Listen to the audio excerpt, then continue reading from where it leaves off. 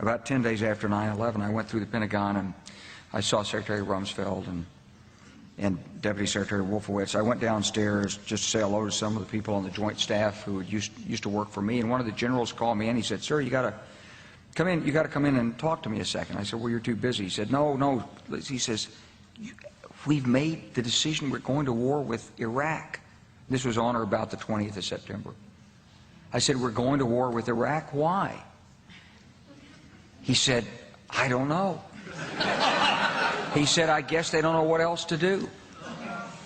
So I said, "Well, did they find some information connecting Saddam to al-Qaeda?" He said, No. He says, "There's nothing new that way. They've just made the decision to go to war with Iraq." He said, "I guess it's like we don't know what to do about terrorists, but we've got a good military and we can take down governments." And he said, "I guess if the only tool you have is a hammer, every problem has to look like a nail."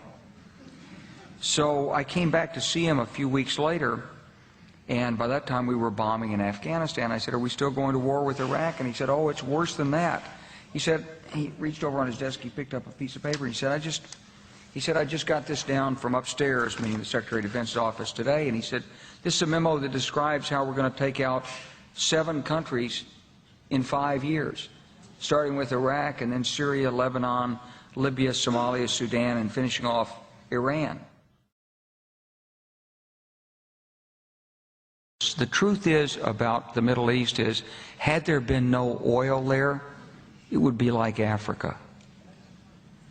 Nobody is threatening to intervene in Africa. The problem is the opposite. We keep asking for people to intervene and stop it.